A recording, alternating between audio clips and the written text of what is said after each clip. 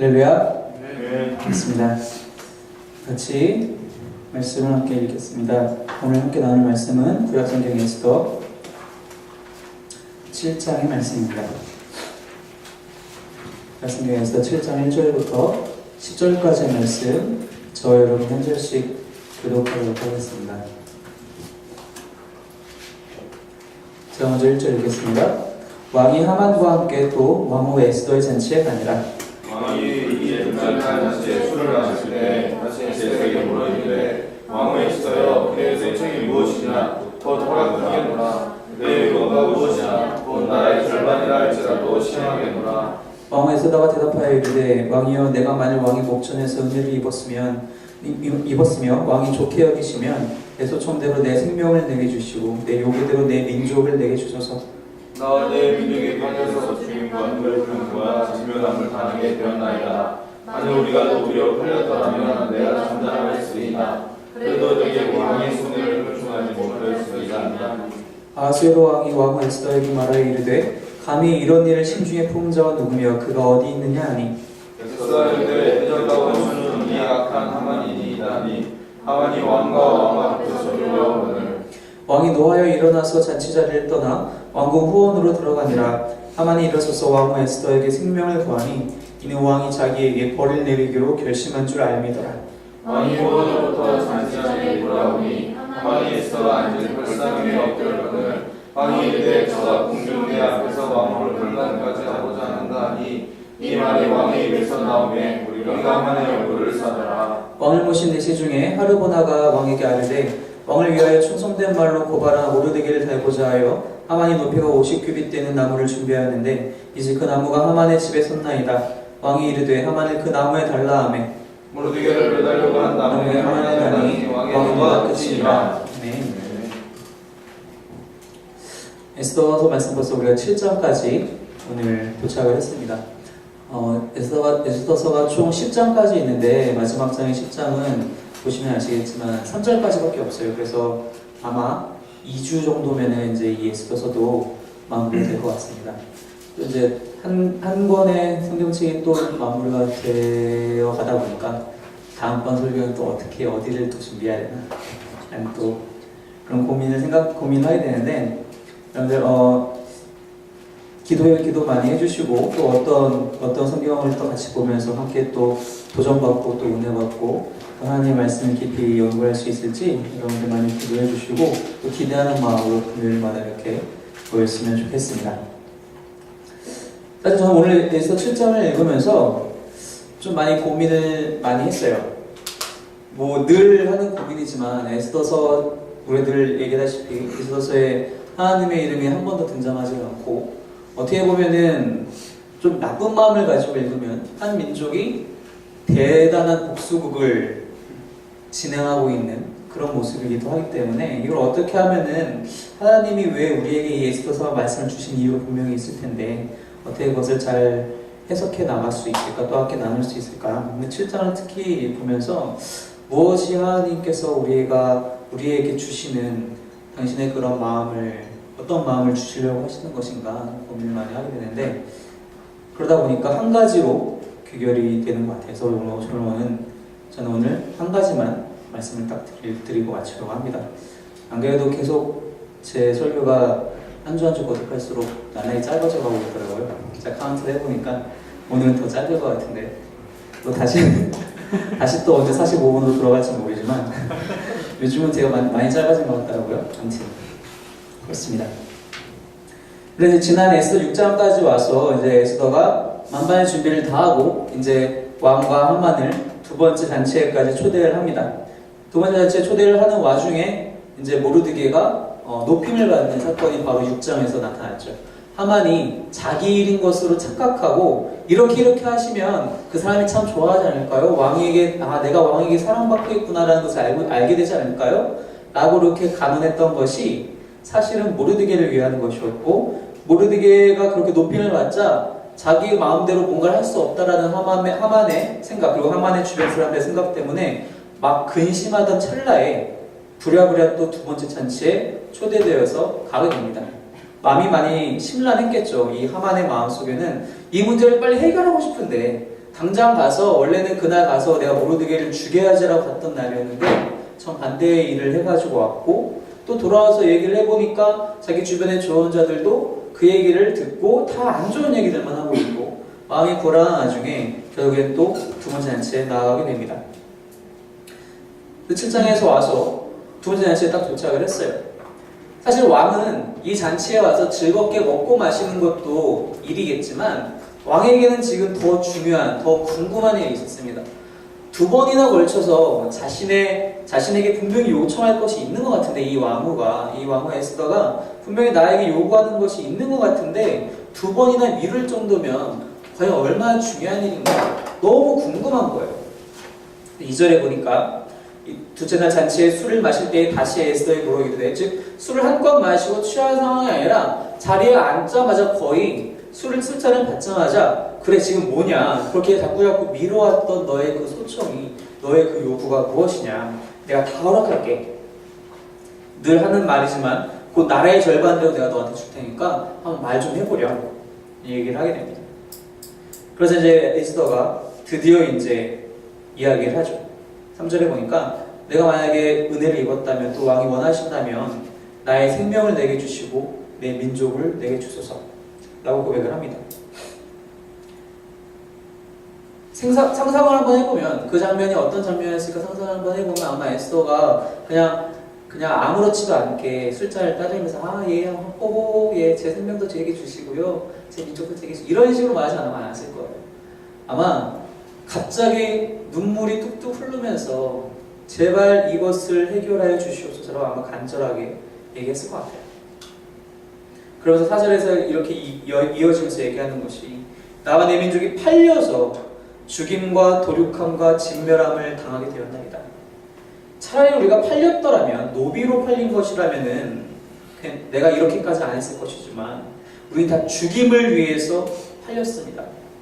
이것이 왕의 손해를 보충하지 못할 것입니다. 갑자기 뜬금없는 말이 한국말로도 사실 한글 성경으로도 이렇게 잘 매끄럽지 않은 본문이긴 한데 사절이 무슨 뜻이냐면은 우리 유대 민족이 이 법률 때문에 다 같이 죽게 된다면 그것은 절대로 왕에게 있어서 해를 끼치면 끼쳤지 좋은 일이 절대로 아니라는 것이죠. 에스더는 지금 그 얘기를 하고 있는 거예요. 왕은 지금 사실 1만 달란트에 하만에게 이 유대 민족을 팔았어요. 사실은 그때 당시만 해도 이 왕은 어느 민족을 하만이 얘기하는 것인지도 몰랐어요. 그냥 그래 너한테 왜 나한테 일단 자기 눈에는 1만 달란트가 눈앞에 있으니까요. 그 1만 달란트가 당신에게 이익을 가져다 주는 것이 아닙니다. 이 민족이 팔리면 또 내가 죽고 우리가 모두 죽게 되면 그것은 오히려 왕에게 더 손해입니다. 얘기를 들으니까 아하수에로 왕이 딱 들어보니 이게 상당히 심각한 일이에요. 게다가 자신이 알지 못한 민족이 죽는 건 둘째치고 일단 내가 자신이 사랑하는 왕후 에스더가 죽는다고 하니까 내 생명을 내게 주시고라는 말을 하는 거 보면 이 사람이 지금 죽겠다라는 건가? 죽을 일이 있다라는 건가? 화가 났죠. 누가 감히 이런 일을 진행하고 있느냐? 에스더가 1절에 대적 것은 이 약한 하만인이다. 그 왕이 노하여 일어나서 잔치자리를 떠나 왕궁 후원으로 들어갔다 라고 얘기를 합니다. 저는 이 본문을 읽으면서 이 아하수에로 왕을 보면서 하나님을 떠올리게 됐습니다. 무슨 뜻이냐? 이 아하수에로 왕이 하나님의 어떤 예표, 그런 하나님의 모델로서의 그런 행동을 하고 있다는 것이 아니라 이 아하수에로 왕과 같지 않은 우리 하나님이기 때문에 얼마나 다행인가, 얼마나 감사한 일인가 라는 생각을 하게 되었습니다. 여러분 7절에 아까 우리가 방금 읽은 대로 지금 아하수에로 왕이 노화에 일어나서 잔치자리를 떠나 지금 후원으로 가 있다라고 그 자리를 떠나서 좀 그 바람을 쐬러 좀 야외로 나갔나 봐요. 왜 그랬을까요? 단지 그냥 화가 너무 나서 우리 왜 그럴 때 있잖아요. 성질이 막 불같이 일어날 때 나 잠깐 화 좀 시키고 나 지금 좀 상쾌한 공기가 좀 필요해. 안 되겠어. 잠깐 나 머리 좀 식히고 올게. 지금 왕이 이러려고 아마 거기 나갔을까요? 화를 지금 시킬 때가 아니거든요. 자신의 자기 부인이잖아요. 정실이 자기 부인이 죽을 지경에 처해 있는데 지금 화를 시킬 때가 아니거든요. 지금 그 범인이 누군지도 알았단 말이에요. 그럼 화를 시키러 나왔을까? 아, 내가 지금 다시 진정을 하고 객관적으로 생각을 해보고 왔는데 이렇게 하면 될 것 같아. 지금 그 얘기를, 그 준비를 하기 위해서 이 왕이 나왔느냐? 그렇지 않다라는 것입니다. 잠시 이 에스더 7장의 이 본문을 왕의 입장에 대해서 우리가 한번 생각을 해보면 좋을 것 같아요. 왕이 정말 무슨 생각을 했을까? 에스더가 이런 이야기를 하만에 대한 고발을 딱 시작하는 순간 왕은 아마 알았을 것 같아요. 다 알지는 못해도 머렴풋이 눈치를 챘을 것 같아요. 무슨 뜻이냐? 지금 에스더가 사용하는 단어들이 정확한 단어들을 사용하고 있어요. 왕을 직접적으로 공격하지는 않으면서 왕이 했던 일에 대해서 왕이 떠올릴 수 있게끔 얘기를 하고 있다는 거예요. 4절에 보면 나와 내 민족이 팔렸다. 하만이 와서 조례를 만들자고 할 때, 법을 만들자고 할 때 뭐라고 얘기하죠? 1만 달란트를 주겠습니다. 그것으로 하면 되겠을 것 같아요. 돈이 오고 갔다는 얘기를 정확하게 하고 있어요, 에스더가. 모르드가 다 알려줬으니까요. 죽임과 도륙함과 진멸을 당하게 되었습니다. 이 단어들도 그 조례에 정확하게 들어가 있는 단어들이거든요. 에스더가 그렇게 얘기를 하는 순간 사실은 아하스로 왕의 마음속에는 어느 정도 예상을 했었던 것 같아요. 그러다가 하만이라는 이름이 딱 나오자마자 왕이 사실 물론 화도 났겠지만 이곳이 유대민족인 줄 몰랐으니까, 또 자신의 부인이 유대인인 줄 몰랐으니까 화도 났겠지만 아마 또 한편의 마음에서는 어떡하지? 이 곤란함에서 내가 어떻게 빠져나갈 수 있을까? 라는 생각이 아마 또 한편에 있었을 것 같아요. 왜냐?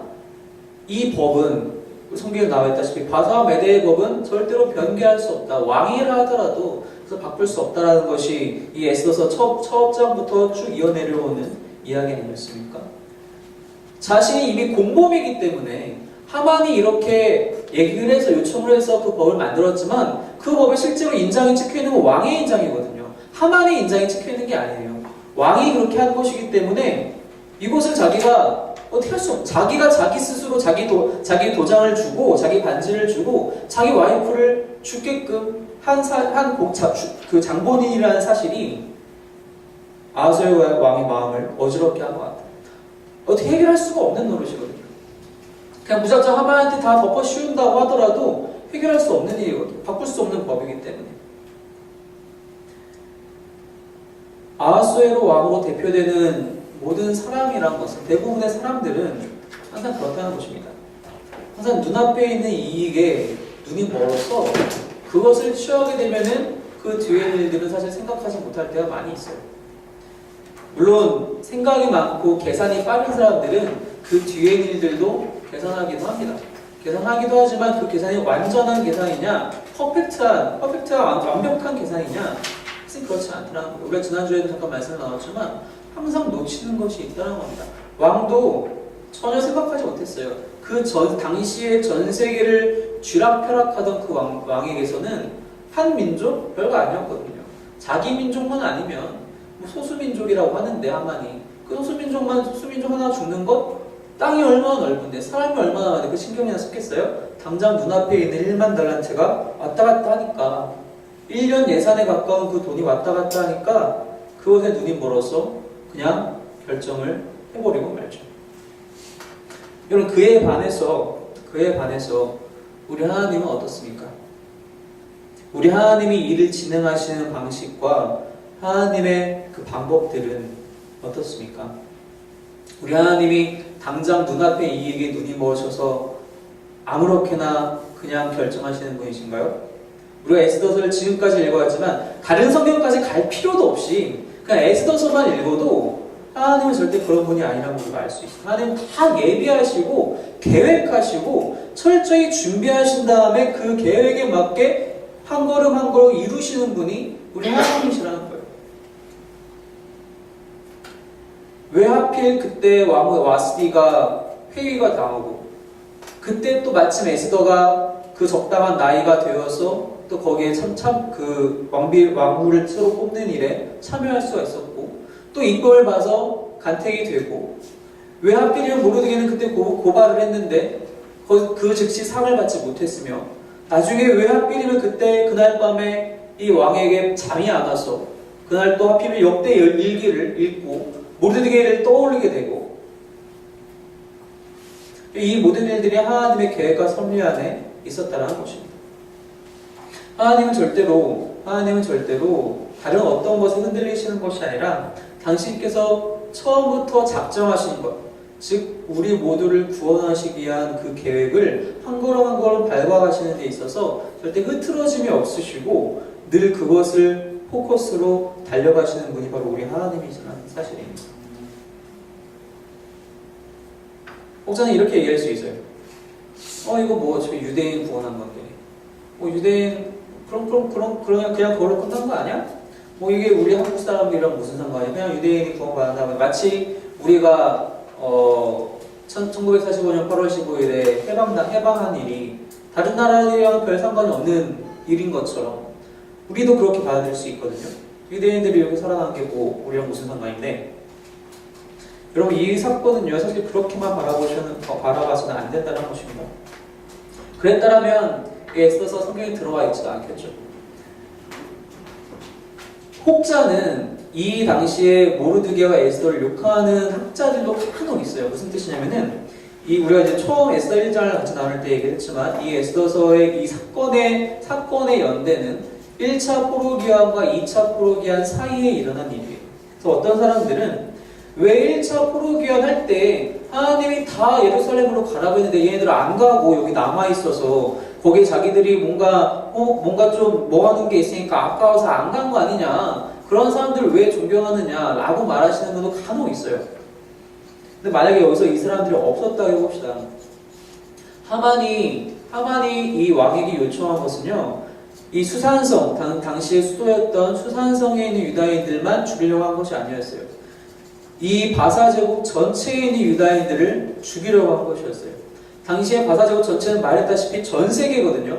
이집트, 북아프리카를 시작으로 해서 인도에 이르기까지 모든 땅들이 다 바사 제국에 들어가 있어요.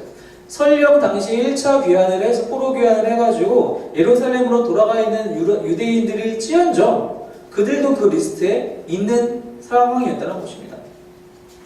만약에 하만이 이렇게 만들어진 이 법이 시행이 되었으면 예루살렘에 남아있는 유대인들도 피할 수 없었다는 거예요. 그렇다면 이 이후에 예수님이 태어날 수 있는 길이 막힐 수밖에 없다는 겁니다. 우리가 에스더서를 사실 그렇게 봐야 된다는 거죠.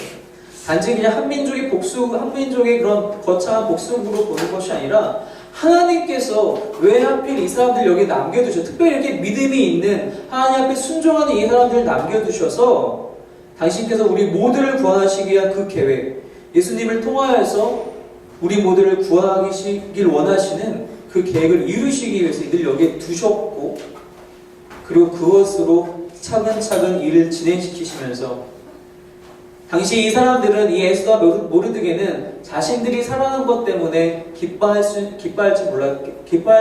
모르겠지만 사실은 이 모든 더 큰 일들을 예배하시고 준비하시면서 한치 흐트러짐 없이 진행하시는 하나님이시라는 것을 우리가 봐야 된다는 것입니다. 사람으로는 그럴 수가 없다는 것입니다. 사람은 늘 지금 여기 있는 아하수에로 왕처럼 자신이 지난 날들에 했던 이런 잘못된 결정들 때문에 후회도 하고 또 이제 다른 사람을 핑계대기도 하지만 하나님은 절대로 그렇지 않는다는 것입니다.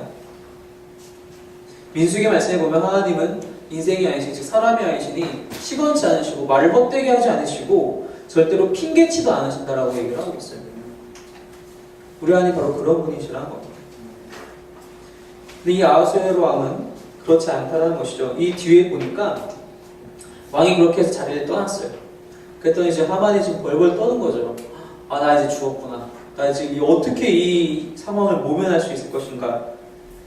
7절 후반부에 보니까 이 하만이 그래서 에스더에게 생명을 구해요. 일단 왕은 나갔으니까 눈앞에 있는 에스더에게라도 내가 좀 잘못을 빌고 내가 제발 내 생명이라도 구걸해야겠다.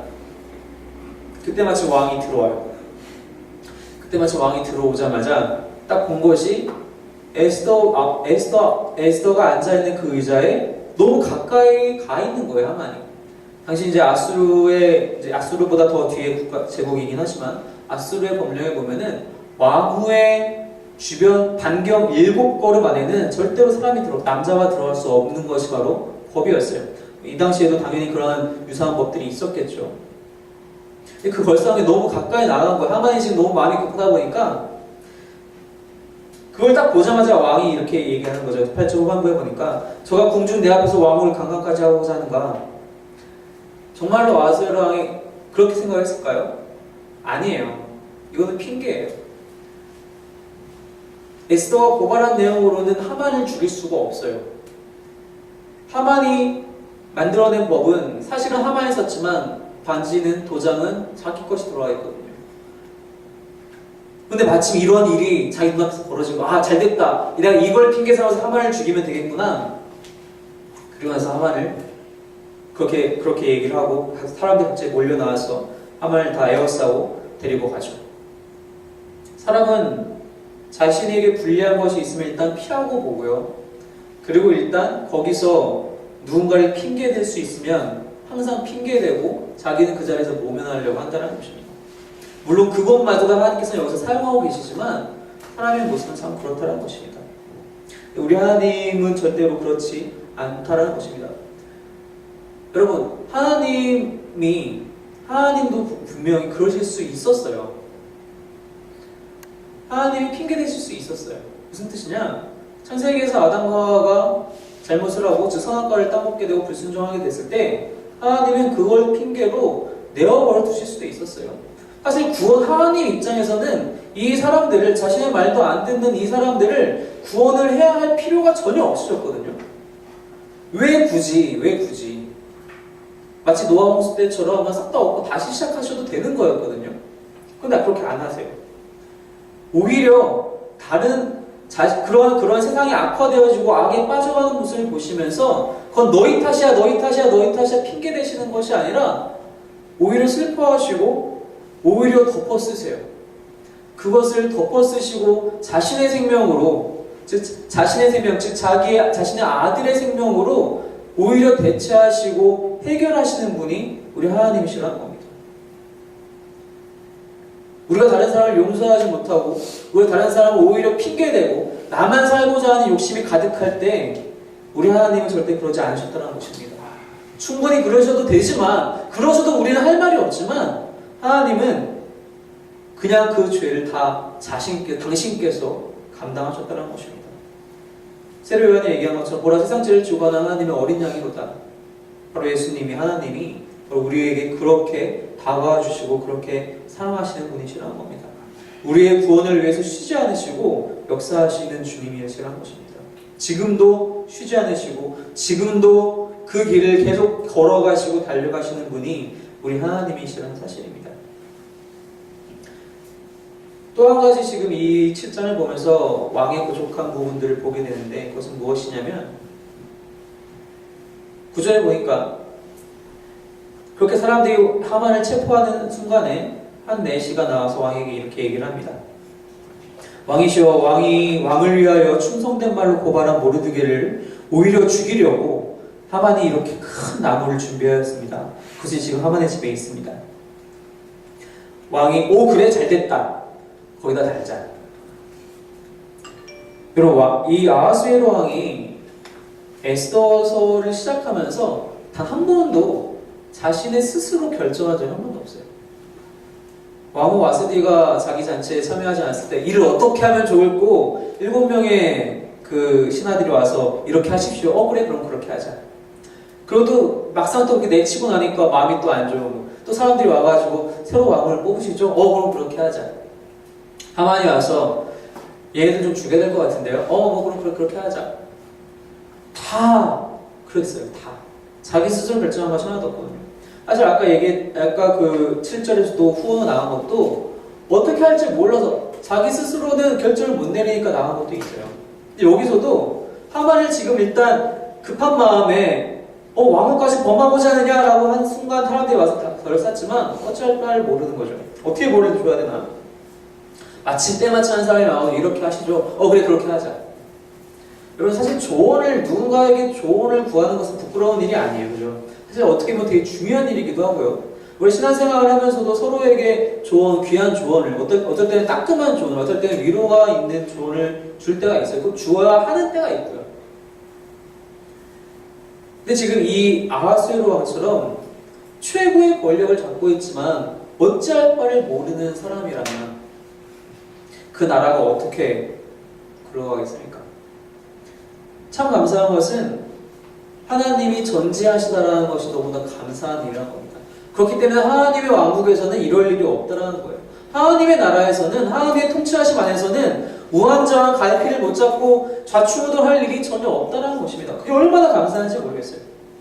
그냥 하나님께서 말씀하신 대로 가기만 하면 돼요. 흔들릴 필요가 없어요. 예전에도 함께 말씀을 나눴지만 하나님이 전지하시다라는 사실은 어떻게 보면 되게 두려운 말씀이기도 해요. 내가 누구에게도 숨겼던 일들 하나님 다 아신다는 얘기거든요. 어렸을 때 8살, 9살 때 엄마 지갑에서 500원씩 꺼내는 것도 다 아신다는 거예요. 엄마만 아는 것도 아니고 하나님 다 아신다는 거예요. 나중에 하나님께서 분명히 나중에 그 마지막 날에 다 그거 개수하신다고 하셨는데 부끄러워요 사실. 엄청 부끄럽기도 하고 부끄럽기만 하면 좋겠는데 오히려 정말 피땀 흘리면서 주님 앞에서 몸둘 바를 모를 것 같아요. 다 아신다는 사실 하나 때문에. 근데 그것이 그럼에도 불구하고 우리에게 평안을 주는 이유는 다 아심에도 불구하고 우리를 구원하기로 하셨다는 겁니다. 다 아심에도 불구하고 우리를 인도하시기로, 당신의 그 영광 가운데 평강 가운데 우리 인도하시기로 이미 작정하셨다는 사실이라는 겁니다. 그것이 오히려 우리를 더욱 안전하게 하고 우리로 하여금 감사하게 한다라는 그 사실이라는 것입니다. 우리 하나님은 성실하신 분이십니다. 절대로 당신의 구원 목적을 단순간도 내어버려 두신 적이 없으십니다. 늘 그 일 때문에, 늘 그 우리의 구원 때문에 늘 일하시고 계신 분이시란 겁니다. 이미 완성하셨음에도 불구하고 끊임없이 우리 가운데 찾아오셔서 다시 한번 초대하시는 분이 우리 하나님이시라는 것입니다. 모든 것을 아시고 그럼에도 불구하고 우리를 구원하시는 분이시라는 것입니다.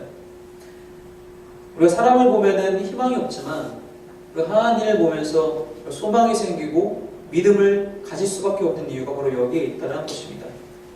비록 엑소서의 말씀을 통해서 한편으로는 사람에게 희망을 잃고 한편으로는 제가 어떤 인간에 대한 비관적인 입장이라든지 영세주의적인 이야기를 하려고 하는 것이 아니라 사람에게는 절대로 희망이 없지만 그 스스로에게는 능력이 없지만 하나님을 믿는 자에게는 이렇게 모든 것을 아시고 늘 신실하신, 늘 우리를 위해서 일하시는, 우리를 위해서 애쓰시는 그 하나님을 믿는 자들에게는 능치 못할 일이 없다라는 것을 다시 한번 기억하면서 그런 하나님을 찬양하는, 그런 하나님만 높이는, 그런 하나님만으로 만족할 수 있는 우리 모든 성도들이 되시기를 주님의 이름으로 축원합니다.